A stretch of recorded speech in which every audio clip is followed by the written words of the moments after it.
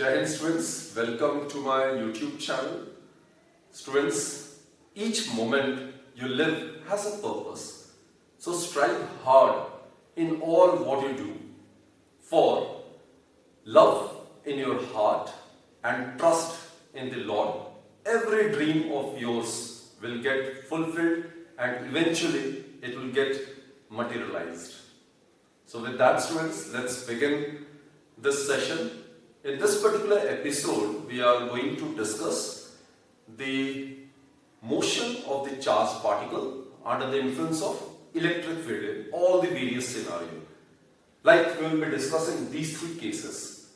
When the direction of motion of the charged particle is perpendicular to the direction of the magnetic field. That is, charged particle enters a perpendicular magnetic field. Then we will discuss the charged particle to be having motion along the direction of the electric field and in the direction opposite to that of the electric field. And also we will discuss when the charged particle, its direction of motion is inclined at an angle theta with the direction of the electric field. So what will be the trajectory, what will be the nature of the path followed by the charged particle? That all we will discuss during this session. So let's begin this session, students. So our article is, we are going to discuss the motion of the charged particle under the influence of electric field. So students, this is the origin, this is the x-axis, this is y-axis, and these are the two plates, positive and negative plate. So suppose electric field is directed from positive plate to negative plate in the upward direction along the positive y-axis as shown in the figure, right? Let's consider a positive charge plus q to be initially moving with velocity u along the x direction, right?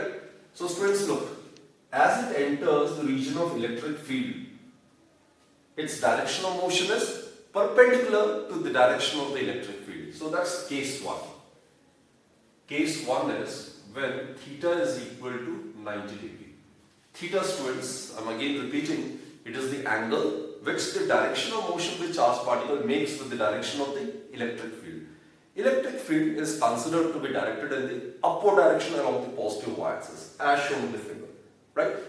Now since this is positive charged particle, obviously it will get attracted towards the negative plate.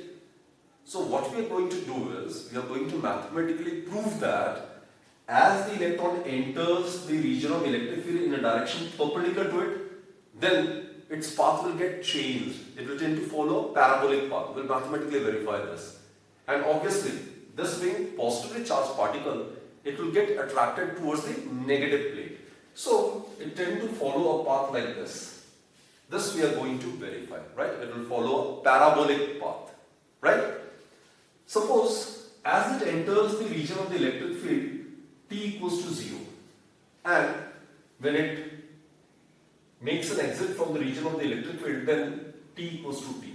What I mean to say is that let t be the time during which the charged particle remains inside or under the influence of this uniform electric field. Right, students? Okay. During this time t, suppose x is the horizontal distance covered by the charged particle, while y be the vertical distance covered by the charged particle in time t. It has got two motions, horizontal and vertical, right? So during time t, till the charged particle remains under the influence of electric field, the charged particle covers a horizontal distance x and vertical distance y by following this parabolic path. First, we'll prove that it follows a parabolic path. That is, the nature of trajectory of the charged particle in this case is parabolic, right? Let's prove it. So suppose the charged particle at any instant is over here. So we are aware it's plus q. So it will experience an electric force under the influence of electric field. So it will experience a force along this direction. This is QE. This is the electric force experienced by this charged particle, right? So charged particle under the influence of electric field will experience electric force along the direction of the electric field. The charged particle under conservation being positive. So it will experience force along the vertical axis, along y-axis. No force will be experienced by the charged particle along the horizontal, that is the x-axis. Right, students? Okay, consider motion along horizontal. Consider motion along horizontal. We'll divide into two parts. Let's consider the motion along horizontal, right? So as stated, no force is acting on the charged particle along the x direction. The electric force is acting on the charged particle along the y direction. So along x direction, no force is acting. Therefore, acceleration of the charged particle along the horizontal, that is x-axis, is 0 as per Newton's second law, isn't it? Now let's make use of this formula. Sx equals to uxt plus half ax t square. We are considering motion along horizontal. So this is the displacement covered by the charged particle during time t along x direction. So that is x. U is the initial velocity along x direction. The entire velocity of the charged particle is assumed to be along the x direction. So ux is u. T is the time during which it remains under the influence of electric field, that is t. Plus half. Since no horizontal force is acting on the charged particle, therefore acceleration along the horizontal direction is 0. So what do you get? X equals to ut or t is equal to x by u. Put this as equation number 1. Clear, students? Now let's consider motion along vertical. Let us consider motion along vertical. Okay. Along vertical direction, the force experienced is NAY as per the Newton's second law, which in turn is equal to QE. E is the electric field directed along the positive y direction, which implies that the acceleration along y direction would be QE divided by N. This is the acceleration experienced by the positive charged particle along the y direction, right? So now let's make use of this displacement time relationship along the y-axis. So this is the kinetic equation of motion, displacement time relationship, right? Sy is the displacement covered by the charged particle during time t along the y-axis. In time t, it has covered this vertical distance, right? So it is y. Uy, it is the initial velocity along y-axis. Initially, the entire velocity is along horizontal direction. There is no component of initial velocity along the y-axis. So uy is 0. Half ay, as we have discussed, it is QE by m multiplied by t square, right? So put this as equation 2. Now students, in order to get the equation of trajectory, we need to substitute the value of t from equation 1 in equation 2. So as to get the relationship between x and y. So therefore, from 1 and 2, what we get is y is equal to half QE divided by n. In place of t square, we can write x square by u square. Okay, this is it. This is the equation of trajectory. The term inside bracket is constant, isn't it? So y is directly proportional to x square. This is, students, the standard equation of a parabola.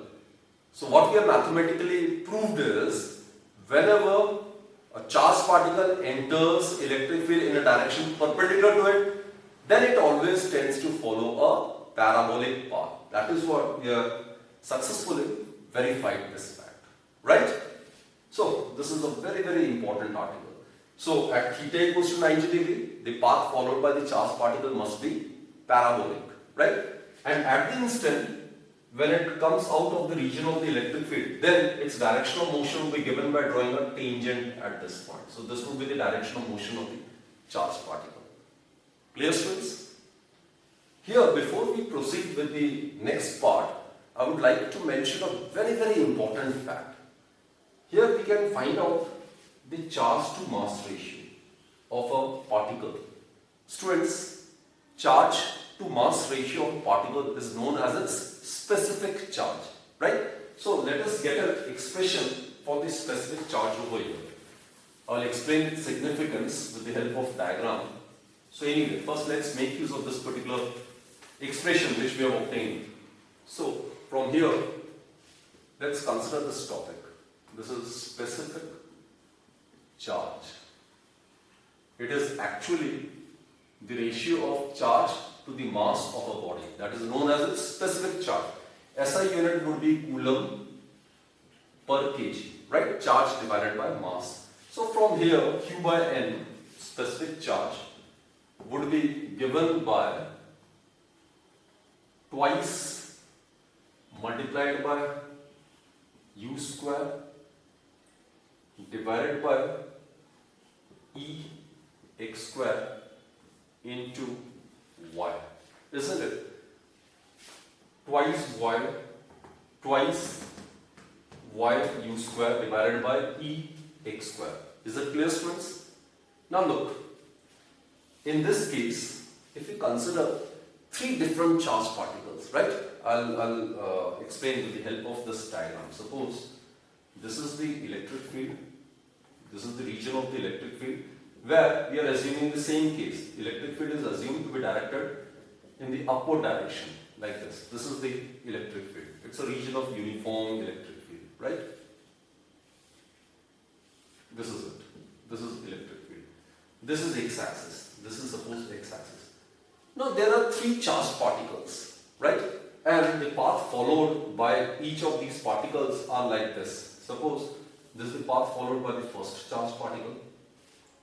This is the path followed by the third charged particle. And maybe this is the path followed by the second charged particle, right? This is the path followed by the first charged particle. This one is the path followed by the third one. And this is the path followed by the second charged particle. Clear, students? And this is x direction. This is x direction. Now look, students, if you are asked to state the nature of these charged particles, so it is very simple. Those particles which get deflected towards the negative plate must be positively charged, isn't it? The first and third must be positively charged particles, since they are getting deflected towards the negative plate. While on the other hand, this particle is getting deflected towards the positive plate. Therefore, second particle must be negatively charged body. The first part is clear. Second, which is very, very important, students, we are supposed to determine which of these three particles, 1, 2 or 3, have maximum specific charge, possess maximum charge to mass ratio. So how to find that? Right? We'll make use of this particular expression. Here, students, look, all the three particles, while remaining under the influence of electric field, has covered the same horizontal distance. This is the horizontal distance. This is the horizontal distance covered by each of these three particles, which is constant. So x is constant, E is uniform electric field, right? It is constant. U, we are assuming that all the three charged particles possess the same initial velocity, right? So U is also constant. So in that case, Q by N is proportional to Y. So specific charge is directly proportional to the vertical displacement suffered by charged particle. So students, always remember, in case the charged particles possess the same initial velocity, right, and they enter a uniform electric field in a direction perpendicular to the field, in that case all of them will follow parabolic path, right? Depending upon their nature, they will either get deflected towards the negative plate or towards the positive plate. But the specific charge of each of these particles would be directly proportional to the vertical displacement suffered by them, right? So over here, look, the first particle, for this the vertical displacement is y1. For the second one, the vertical displacement, it is y2. For the third particle, the vertical displacement is y3. So from the diagram, it's pretty clear. Third particle experiences the maximum vertical displacement, isn't it? It gets deflected through maximum amount. So y3, it is greater than y1, it is greater than y2. It's pretty evident from the diagram. Therefore, students, the specific charge of the third particle must be greater than the specific charge of the first particle, which in turn must be greater than the specific charge of the second particle. Clear, students? So I hope you have understood this concept.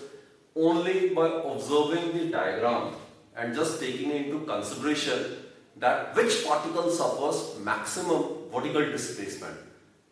That will give you the result that which particle causes maximum specific charge. You can arrange the particles in an order, right?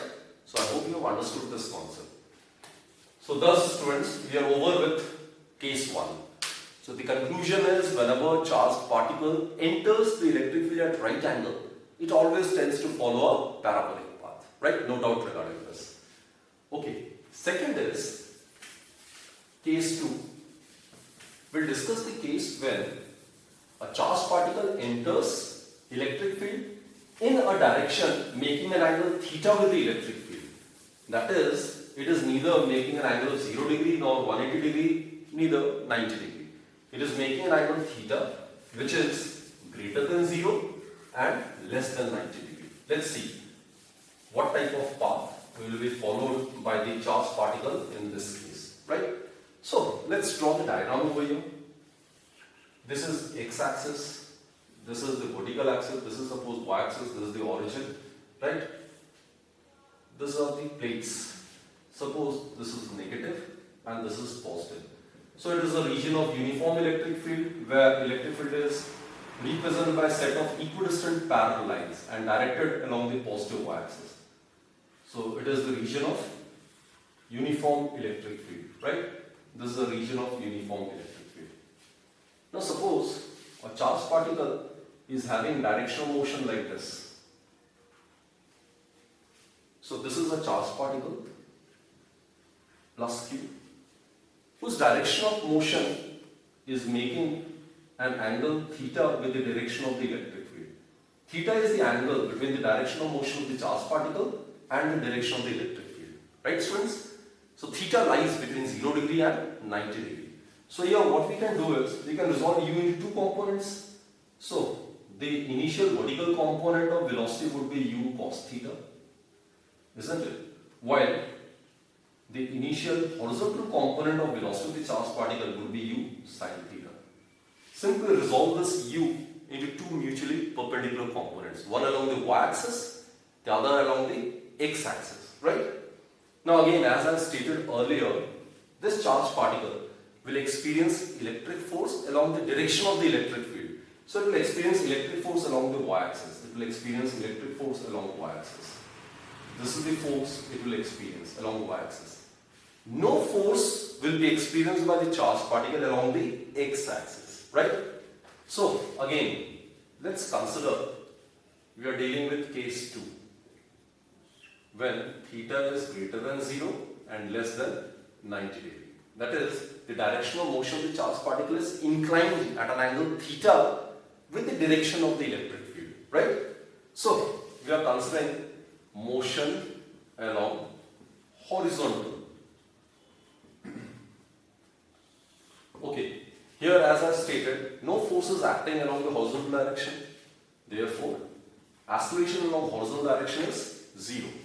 Thus, when we make use of the second kinematic equation of motion, what we get is Sx. It is the distance covered by the charged particle along the horizontal axis. Suppose it's x, right? So it is x.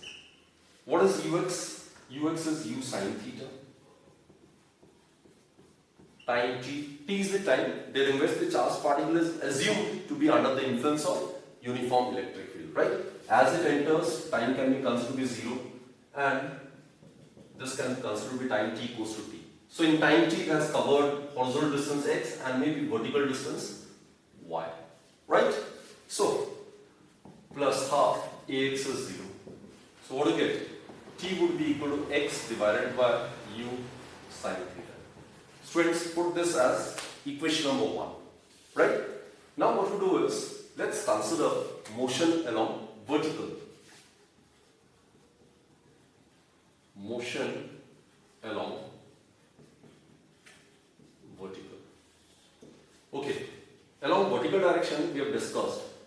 The force experienced is QE, which is the electric force, which using second law would be MAY. Therefore, the acceleration of the charged particle along y direction would be QE by M. So now considering again the second kinematic equation of motion along the vertical direction, what we get is along the y direction. Okay, Sy is the displacement covered by the charged particle under the influence of the electric field along y direction, which is considered to be y. Uy over here, initial vertical component of velocity, that is u cos theta. T plus half Ay, it is QE divided by m into t square. Students, put this as equation number 2. Now what we do is, in order to obtain the equation of trajectory, we need to substitute the value of t over here, so as to get the relationship between equation between x and y. So let's find out the equation of trajectory. So what we get is, let's substitute the value of t over here.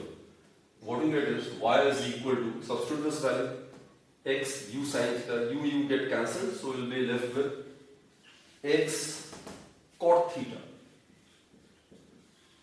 Students, simply what you're supposed to do is substitute this value of t from equation 1 in equation 2, right? Plus half QE divided by m, it's t square, so it will be x square u square sin square theta, and it will be x square. This will be the equation of trajectory. This is in the form of y equals to ax plus bx square. What I mean to say is that the degree of this equation is 2. The term in the bracket is constant. The term inside the bracket is constant, right? So degree of this equation is 2. So what I mean to say is that this is the standard equation of a parabola, actually asymmetric parabola. So what we have mathematically proved is that in this case also, when the direction of motion of the charged particle is inclined to the direction of the electric field, in that case also the charged particle will tend to follow a parabolic path, right? So that's the conclusion. So from first and second case, we conclude that whether the charged particle enters electric field at right angle or at an angle theta, where theta is greater than 0 and less than 90. In both the cases, under the influence of electric field in that region, it will tend to follow a parabolic path. And at the point where it comes out of the region of the electric field, the direction of motion of the charged particle will be given by drawing a tangent at that particular point. Right, students? So, let's proceed with case 3. That is, when theta is equal to 0 degree. It is the case when the charged particle is moving along the direction of the electric field, right? The charged particle is moving along the direction of the electric field. This is the case actually. Case 3. So when theta is equal to 0 degree. Suppose this is the charged particle and this is the electric field. So the angle between these two is 0 degree. In this case, what happens?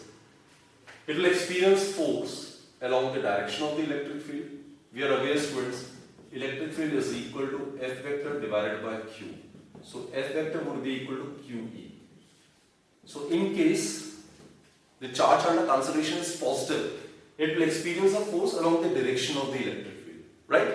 So in this case, if it is positive charged particle, it will experience force along the direction of the electric field. Since it is experiencing force, it must be the case of accelerated motion. So it will keep on moving along the same straight path, but it will be the case of accelerated motion. Its velocity will keep on increasing at a constant rate.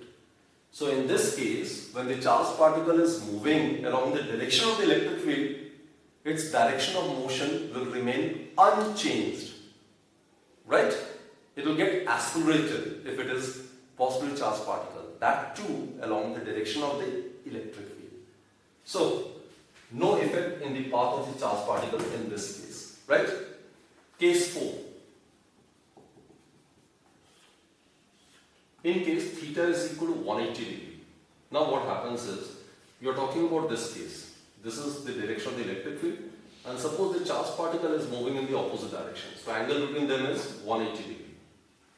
Right? So what will happen is, if the charge under conservation is positive, it will experience a force in a direction opposite to that of the direction of motion of the charged particle. It experiences a force along this direction.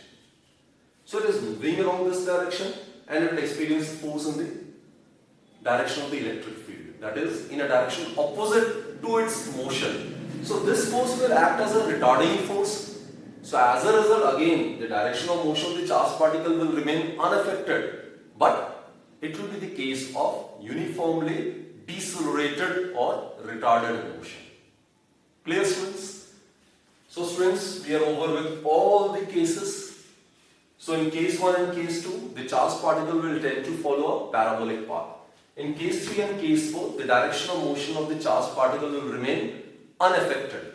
In this case, if the charged particle under conservation is positive, then it will be the case of accelerated motion, and in this case, it will be the case of decelerated or retarded motion if the charged particle under conservation is positive. So students, I hope you have understood this entire article along with all the cases, right? So that's it for this particular session. Do join me in my next session, where we'll be discussing the motion of the charged particle under the influence of magnetic field, right? Till then, bye-bye, and do take very good care of yourself. Thank you.